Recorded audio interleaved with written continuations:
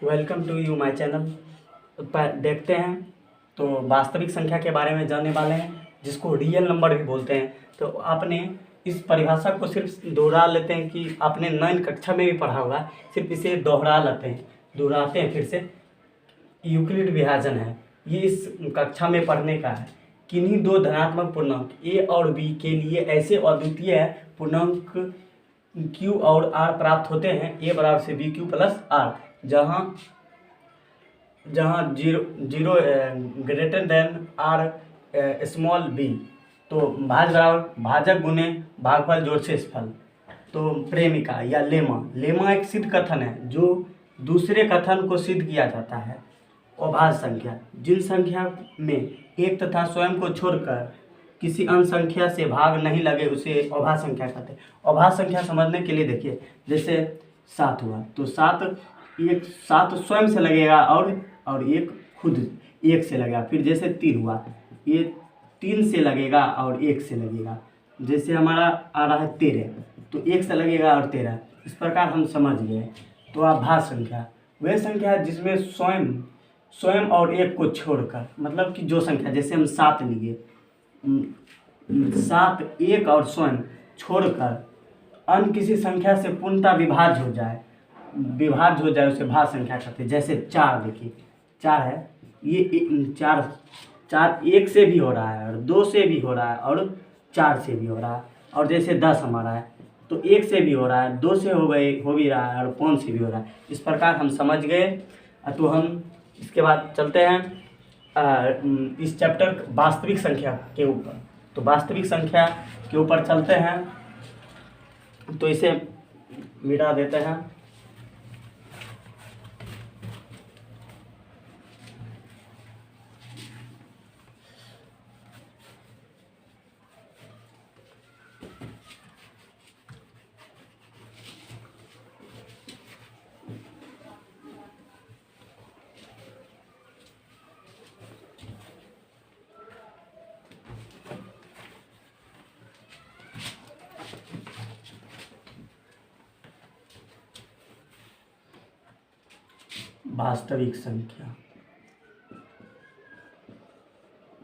वास्तविक संख्या परिमेय संख्या,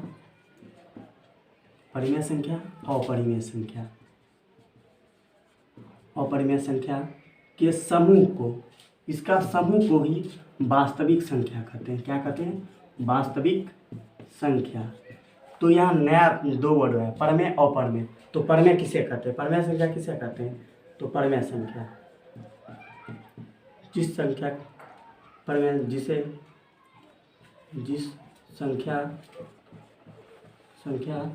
को P/Q के रूप में लिखा जा सके उसे परिमेय संख्या कहते हैं। जहाँ P और Q कोई पूर्णांक हो, P और Q कोई उभयनिष्ठ गुणनखंड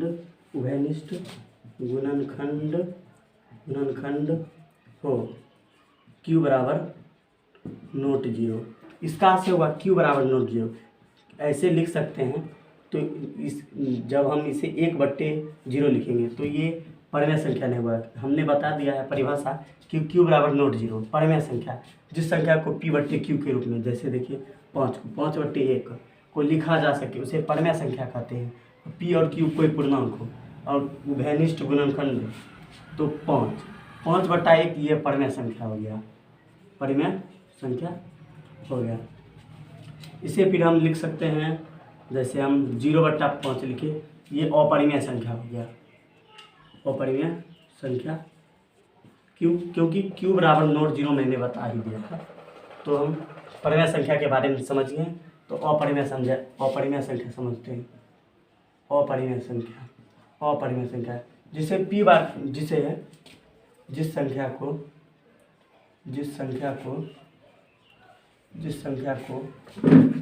P बट्टा Q के रूप में नहीं लिखा जा सके उसे अपरिमेय संख्या कहते हैं। तो देखिए, जैसे √5, √3 पाई। एक सवाल ये भी रहेगा, पाई संख्या है, A नंबर दे देगा परिमेय संख्या, B नंबर अपरिमेय संख्या, तो कौन मारेंगे? सीधे आंख मूंदेंगे और मार देंगे अपरिमेय संख्या। जब हमें पाई का मान पूछेगा, पाई का मान होता है 22/7, तब हम परिमेय संख्या में मारेंगे। ये ध्यान में रखना चाहिए आपको। तो आप सवाल की ओर चलते हैं। ये बेसिक चीज़ जानना था, जो जान लिए। अब सवाल की ओर चलते हैं। ये जो परिभाषा आपने पीछे देखा था, उसे स्क्रीनशॉट कर लीजिए या आप स्किप कर वीडियो लिख लीजिए। इसलिए मैंने मिटा दिया क्योंकि आपका ज़्यादा वक्त नहीं लगे और कम वीडियो में आपका अच्छा नॉलेज हो, और बोर्ड एग्जामिनेशन का कम ही समय बचा है, इसलिए पढ़ें और घर में सुरक्षित रहें। और चलते हैं सवाल की ओर, देखते हैं। निम्नलिखित संख्याओं का एचसीएफ ज्ञात करने के लिए यूक्लिड विभाजन एल्गोरिथम का प्रयोग कीजिए। तो हल देखते हैं। प्रश्नावली 1.1 का पहला नंबर, तो हल देखते हैं। 135 और 225, तो हमें 1 से लगे आएंगे, तो ये हमारा 90 उतरेगा। तो हमें ये अंक इधर लाना है, तो इसे हम कहते हैं भाजक, इसे हम भाजक कहते हैं। ये भाजक, भागफल और शेषफल, इसे 1 से लगाएंगे 90, तो हमारा 45 और 45 दूनी कितना होता है 90। तो क्रॉस करेंगे, और इसका एक नियम है कि जब तक आपको 0 प्राप्त नहीं हो तब तक आप लगाते रहेंगे। तो अभी सूत्र पर बैठाते हैं, A बराबर से BQ प्लस R, भाज बराबर भाजक गुणे भागफल जोड़ शेषफल। तो ये हमारा भाज्य हो गया 225, और B भाजक 135 गुणे 1 हमारा भागफल, और जोड़ शेष 90। तो ये ऐसे 135 ये यहाँ और 90, और हमारा भागफल 1 और जोड़ शेषफल 45। तो फिर ऐसे भी 90, ये यहाँ पर 45 दूनी भाज बराबर भाजक गुणे भागफल जोड़ शेषफल। तो ये हमारा भागफल है, तो भागफल 2 और शेषफल, शेष बचा कितना 0। तो जब इसमें B का मान ही एचसीएफ होता है, तो B का मान A बराबर से BQ प्लस R, तो ये A हो गया, ये B हो गया, और ये Q और R, तो B का मान ही एचसीएफ कहलाता है। ये नोट में लिख लीजिए कि B का मान ही एचसीएफ कहलाता है। तो एचसीएफ बराबर से 45, यहाँ लिख भी सकते हैं। 135 और 225 का एचसीएफ 45 होगा। तो आंसर हो गया 45 आपका आंसर है। तो अब सेकंड नंबर देखते हैं।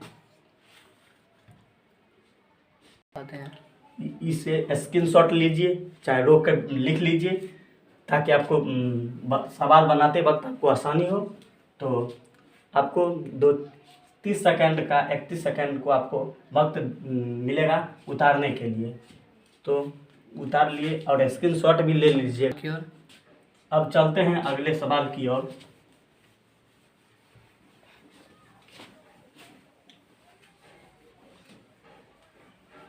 तो ये नंबर लिखते हैं, ठीक बताओ।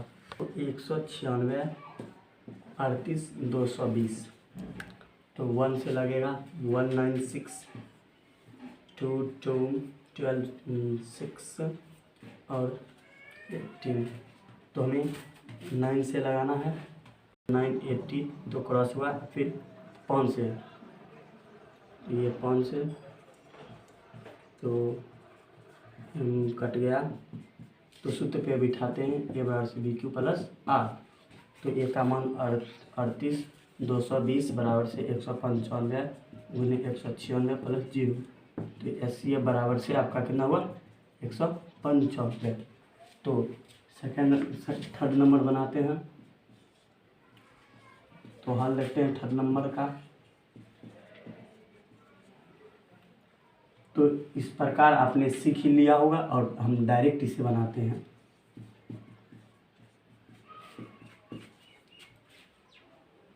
तो 3 प्लस 102, ये यहाँ आएगा 255 बराबर से 102 गुने 2 प्लस 51। तो 102 बराबर से 51 दोगे, तो एस सी एफ बराबर से 51। तो अब पहला सवाल हल हो चुका है और इसे उतार ले और हम दूसरे सवाल की ओर चलते हैं। प्रश्नावली 1.2 का दर्शाए कि किसी भी धनात्मक विषम पूर्णांक 6q प्लस 1 या 6q प्लस 3 या 6q प्लस 5 के रूप का होता है जहाँ q कोई पूर्णांक हो। माना कि ये कोई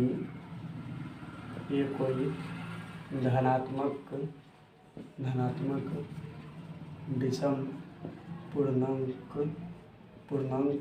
है, इसलिए यूक्लिड विभाजन से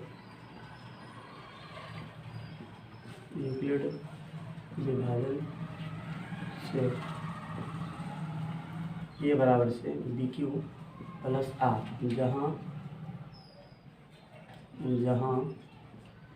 जहाँ बी बराबर 6 तथा आर बराबर 0, 1, 2, 3, 4, 5। तो b का मान यहाँ 6q प्लस 1, b का मान कैसे है आया सो समझाते।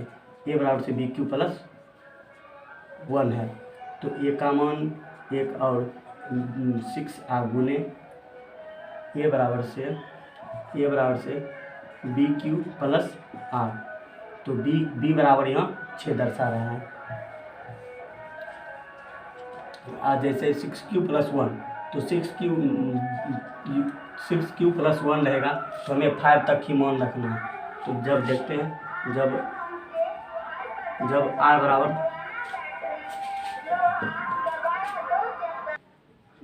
बराबर 0 रखने पर ए बराबर से 6q प्लस 0, ए बराबर से 6q, यहाँ लिख सकते हैं समपूर्णांक बराबर से 6q समपूर्णांक।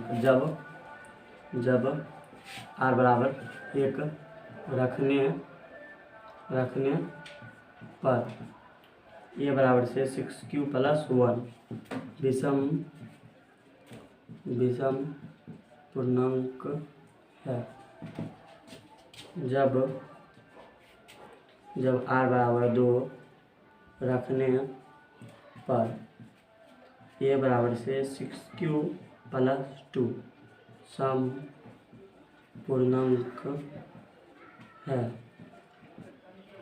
जब r बराबर 3 रखने पर ए बराबर से 6q प्लस 3 विषम पूर्णांक